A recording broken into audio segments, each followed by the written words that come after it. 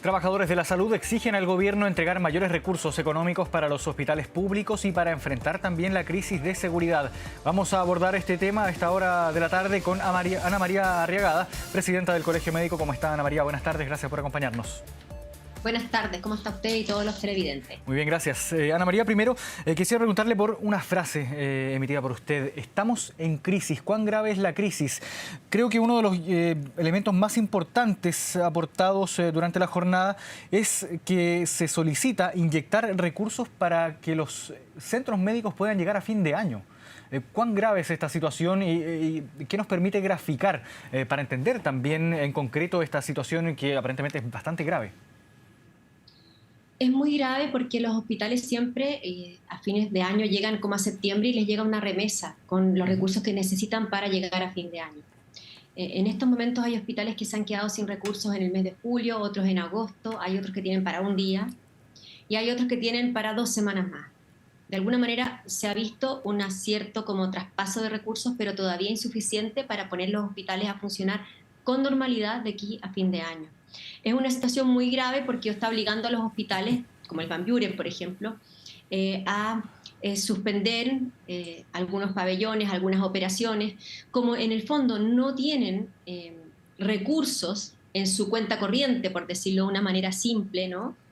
Hay un sistema financiero que se les bloquea para poder comprar servicios. Entonces, hoy día estos hospitales no están siendo capaces de pagar su operación, de pagar a las empresas que contratan, por ejemplo, para el aseo, para los guardias, pero además están siendo incapaces de comprar insumos que son básicos para, por ejemplo, realizar las operaciones. Y esto en un momento en que, por supuesto, las listas de espera son una primera preocupación de la ciudadanía. Claro, probablemente el caso del Hospital Carlos Van Buren de Valparaíso sea el más emblemático o el más conocido en estas últimas semanas, sin embargo no es el único. ¿En qué otros recintos de salud a lo largo del país se enfrentan situaciones también de este tipo con una gravedad similar probablemente a la del Hospital Carlos Van Buren? Hay situaciones muy complejas en Temuco, hay situaciones complejas también en otros hospitales de la región metropolitana, como el Hospital Padre Hurtado, el Sotero del Río, el Hospital de la Florida. Está pasando por un momento complejo el Hospital de Peñaflor. Hay 2 hospitales también en la región de Aconcagua que están muy complicados, uno de ellos es Putaendo. El Instituto de Neurocirugía, el Instituto del Cáncer en Santiago. La verdad, nosotros tenemos una reunión mensual con todo nuestro consejo en que están consejeros de todo el país. Y ya en la reunión de septiembre, todos manifestaron dificultades económicas en sus hospitales. Ahora usted mencionaba, Ana María, que esto también se ha vivido en años anteriores, pero que habitualmente les llegan remesas durante el año, aproximadamente en septiembre. La situación de este año, ustedes lo que exigen a la autoridad, al gobierno, es una inyección de recursos para poder llegar con las operaciones de estos recintos médicos hacia fin de año. ¿Cómo, en concreto, cómo afecta esto al paciente que asista a un recinto de salud pública? Bueno, lo que yo le decía, en el fondo, para poder, por ejemplo, operar a un paciente, se necesita que esté la caja quirúrgica donde están los implementos para operarlo. Supongamos que es una cadera, una caja de caderas que tiene un costo que es bastante alto y que tiene que estar disponible para que el traumatólogo ese día llegue a operar esa cirugía.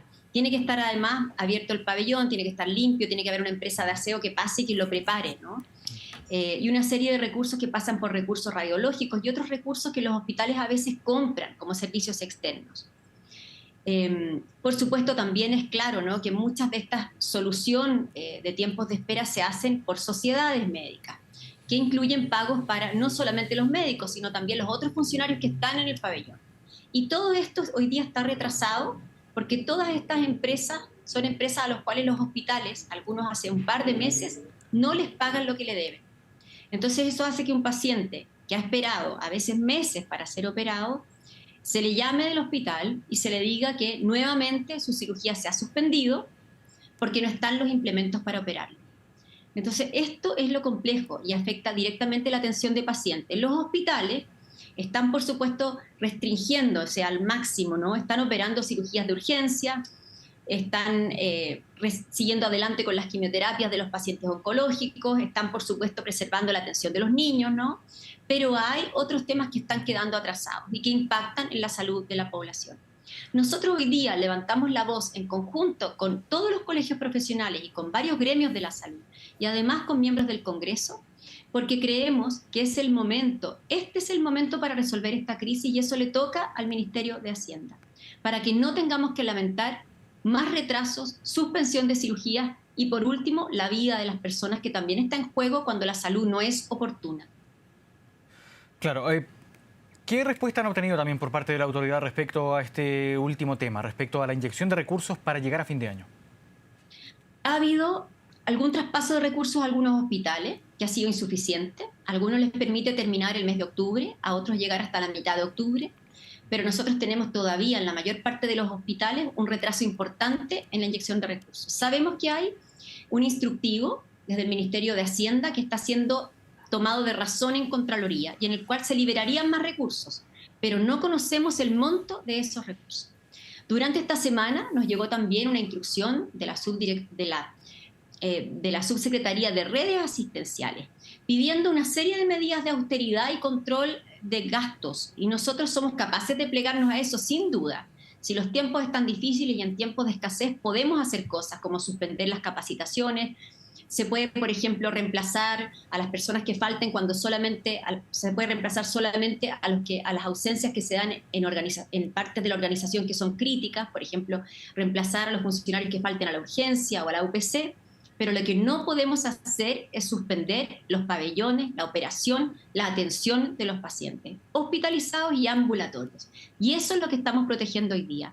Porque, repito, somos capaces de restringir hartas cosas, pero hay otras que impactan en la atención de los pacientes que no pueden retrasarse ni suspenderse, ni menos bajar en la calidad del servicio prestado. Claro, además de esta inyección de recursos que necesitan para que los hospitales puedan seguir funcionando de aquí a fin de año, lo que solicitan también es que se resuelva esto, pero de manera estructural, esta asignación de recursos en materia de salud. ¿Qué es lo que proponen en este sentido o qué es lo que esperan también de la autoridad? Nosotros esperamos que en el presupuesto del año 2025 se haga un aporte de recursos que sean sustantivos, que se comprometan recursos que son los que el sector necesita. Nuestro sector históricamente recibe siempre menos de lo que pide y después se nos pide hacer más, operar, ponernos al día con la lista de espera, pero cada vez que operamos más y que hay un pabellón más abierto, obviamente se gasta más. Hoy se nos ha dicho que el presupuesto crece en un 4%, es menos del 8% que creció en el año anterior. Queremos además que ojalá haya un espacio para libertad de acción y de movilizar recursos para los directores de servicio. De esa manera tengan la posibilidad de reaccionar frente a emergencias que nos pasan y que pasan en los hospitales. Hay que pensar que los hospitales muchos tienen más de 100 años y de pronto pasan cosas como cortocircuitos, han habido, ¿cierto? Y hemos sabido porque son noticias, incendios en pabellones, todas son circunstancias muy estresantes que necesitan ser abordadas con urgencia y para eso nosotros creemos que tiene que haber más libertad de acción para los directores de servicio para que ellos efectivamente puedan gestionar adecuadamente la red asistencial. Nosotros creemos que la situación de llegar a septiembre siempre con el agua al cuello no nos hace bien y no resiste más en un momento en que la salud se encarece, las prestaciones aumentan, los insumos también se encarecen, la salud se complejiza y además tenemos una sociedad que obviamente está cada vez más demandante también y que es justo que lo hagan, digamos, porque quieren una salud cada vez más oportuna y de buena calidad. Claro, ahora cambiando de tema, pero también dentro de estas mismas solicitudes que han estado haciendo durante la jornada, hablemos también de la seguridad y los hechos de violencia que han afectado principalmente a funcionarios de la salud de recintos médicos públicos de CESFAM. Lo hemos visto, principalmente estas últimas 2 semanas, hemos visto varios días en que han ocurrido situaciones que ponen en riesgo la integridad de los trabajadores de la salud y no solo de ellos, sino también de los pacientes que asisten a estos centros médicos. Usted me imagino que ha podido conversar también con los trabajadores de la salud que son los más afectados en esta situación. ¿Qué es lo que le dicen? ¿Qué es lo que le indican? ¿Y qué es lo que piden también desde el Colegio Médico en este sentido? Ha habido un apoyo muy cercano del Colegio Médico a través de los regionales que están involucrados en estos hechos. Y desde ahí lo que se nos informa, digamos, y de primera fuente, es que primero los trabajadores tienen mucho apego por su comunidad y su lugar de trabajo. Y se vio ayer en esa asamblea bien masiva que hubo en el Hospital El Pino, ¿no? Los trabajadores necesitan respuestas concretas y las están demandando. Y de parte fundamentalmente de autoridades que tienen que ver con los municipios, delegados presidenciales. Hoy hay una necesidad en muchos centros de reponer carabineros de turno y carabineros que estén 24 horas vigilando, pero también necesidades de iluminación, de una llegada segura a su lugar de trabajo. En algunos lugares, por ejemplo, lo vimos con el alcalde Codina en Puente Alto, se necesita blindar el CESFAM porque están llegando balas locas. Por lo tanto, nosotros lo que hemos expresado, y se lo expresamos al subsecretario Monsalve, es que aquí se está generando una matriz crítica, ¿no es cierto?, que fue también lo que dijo la ministra del Interior cuando se refirió a este tema, que iba a haber una matriz crítica de seguridad. Nosotros queremos conocer esa matriz, aportar datos para contribuir a que esa matriz efectivamente refleje la realidad local, porque quienes están en las localidades son los médicos y son los equipos de salud. Participar de ese diseño, porque tenemos claro que hay necesidades de seguridad que son distintas según las zonas. Y nos preocupa hoy día San Bernardo, nos preocupa La Granja, nos preocupa Puente Alto, nos preocupa Concepción, donde han ocurrido hechos bien violentos también en CESFAM, en SAR e incluso en el Guillermo Grant. Nos preocupa Alto Hospicio y nos preocupa Araucanía. Esos son los puntos más críticos. Y repito, acá lo que tiene que haber es una estrategia en conjunto, participativa, ¿no? Dentro de nuestra capacidad, pero nosotros también somos bien enfáticos en decir, nosotros brindamos salud y, por supuesto, podemos crear protocolos para contener toda la agresividad y la violencia que vivimos dentro de los establecimientos, pero proteger contra este tipo de violencia que desprecia la vida y que viene desde afuera es tarea del Estado. Y nosotros estamos pidiendo todas las medidas de seguridad para que el Estado se haga presente a través de sus CESFAM y sus hospitales y estemos 24/7 con nuestra puerta abierta.